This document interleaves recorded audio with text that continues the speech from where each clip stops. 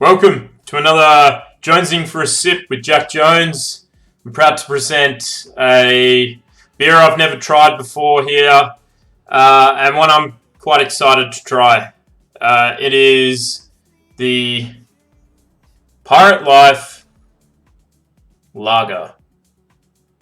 Now, the reason why I picked up this today is because I've just finished a long stint of work, 6 days in a row, feeling like a refreshing beverage, and there's nothing better than just your standard lager for quenching that thirst.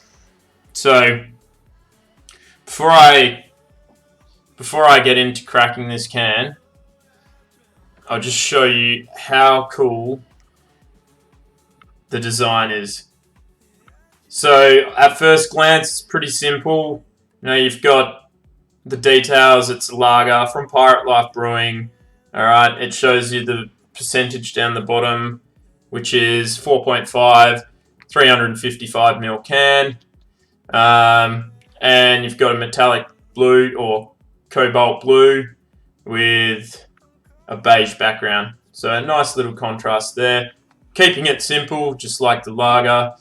And up the top is really awesome. So you don't want to make the can too complex, but up the top around the rim, this is awesome. It goes through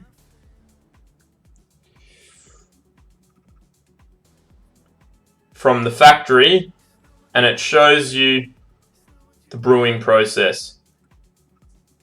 From the ingredients, what they are, to the little processes that go on involved with the beer making. And eventually it comes to canning the beer. All starting at their factory. I thought that was awesome. It's a nice little feature. So let's get into it.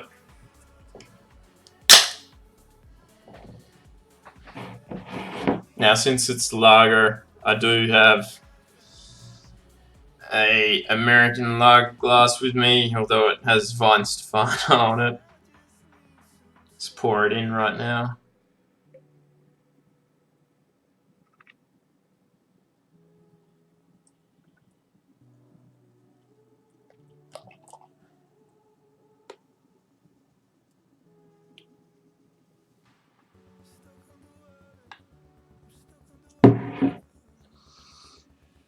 Cool, smells good. There you have it. Pirate Life Lager. Give this a sip. Let you know how it tastes. And then go from there. Now I will be giving it a Jones score at the end of the video. Keeping in mind I do review on price, can design, flavour, and amalgamate all of them into my overall review. So it's a nice golden colour. Yeah, nice golden colour, see-through. It's got good head on it too. So let's give it a go.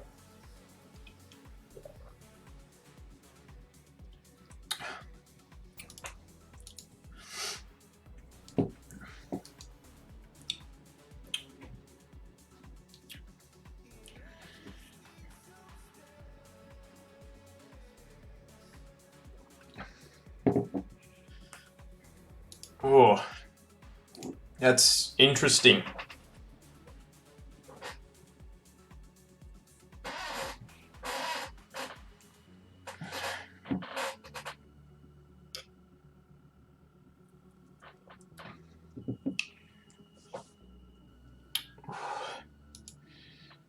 Okay.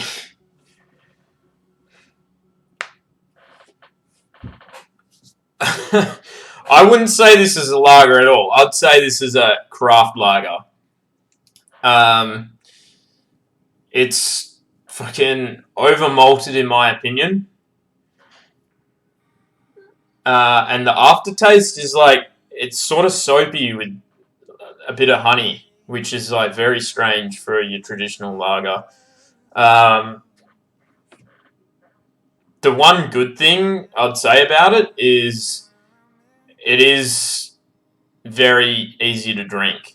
The flavors sort of off, in my opinion, but very easy to drink. I would say this is smashable, but that's probably the one positive that stands out at the moment.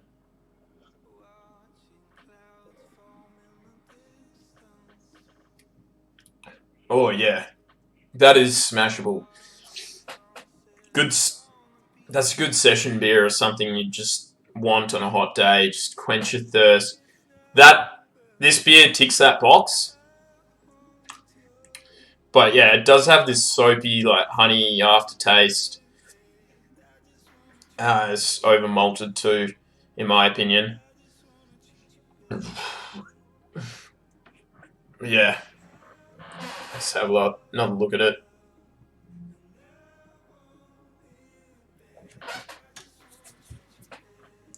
Yeah, I know Pirate Life.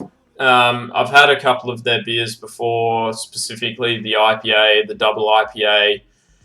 I won't even get into the double IPA. I reckon that is absolutely dog shit. But their IPA is pretty good. I reckon they're a pretty good brewing company. They know their stuff. They have a lot of experience. They've been in the game for a while. So for them to produce a lager is good of them. Lagers are pretty hard to make. I don't know if you guys know, but lagers are one of the most difficult beers to make purely because there's such little room for error. Because the flavor profile is basically the same every time. You're only using a couple of ingredients, so you need to be spot on with it.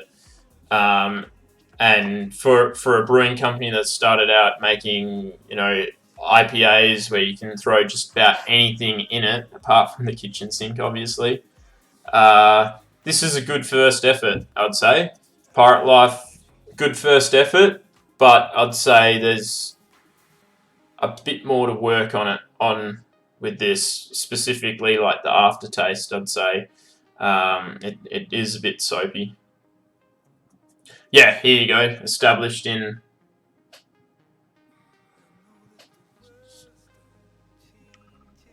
2014. There you go. So they've been in the game 5 years, probably more, but that's when the company was started. Let's have another little sip.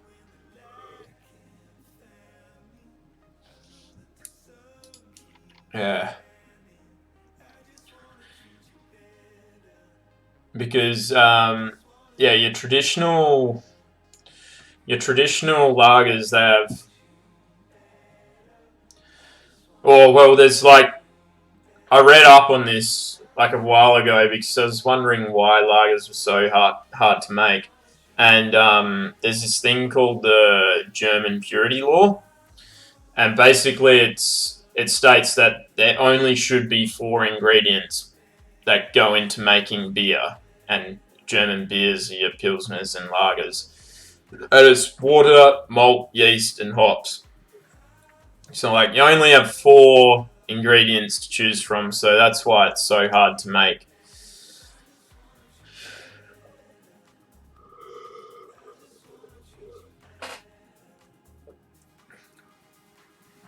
Smashable though, very smashable. Right, I'm going to put that down. Get to the review.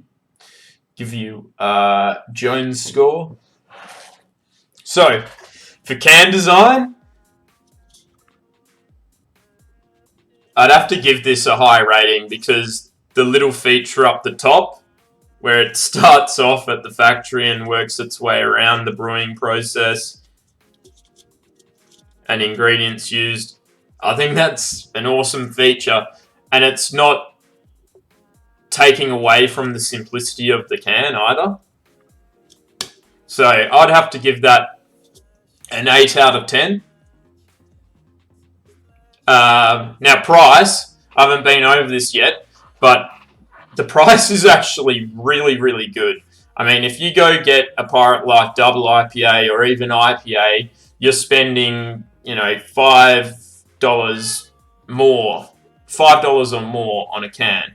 So Pirate Life ain't too cheap, but the Pirate Life Lager is actually really well priced for what it is. I picked up a 4-pack from Celebrations in Carlisle, and just on Orong Road, and they charged me $11.99 for a 4-pack. So not too bad. $3 a can. That's pretty good. So I'd have to give it a 10 for, or yeah, in the vicinity of a 9 to 10 for the price factor. And when it comes to taste, like I said earlier, you're looking at a lager that's been brewed by traditionally an IPA brewer. So it's their first take on it. It's smashable. It's got that going for it. It's got this horrible soapy, honey, lingering aftertaste. Something that isn't in line with that of a lager. So that takes away from the taste factor. So I'd have to give it a 4 out of 10 for taste. All in all, all things considered, the great price of the beer, the above average, in fact, I'd say very decent can design, I'd have to put this beer at around 6 Jack Joneses out of 10. Would I buy it again? Fuck yeah. I might even buy a case, because this beer I could sink a couple of, be good at a sesh. Anyway, that wraps up the review. Pirate Life Lager, brought to you by Jack Jones.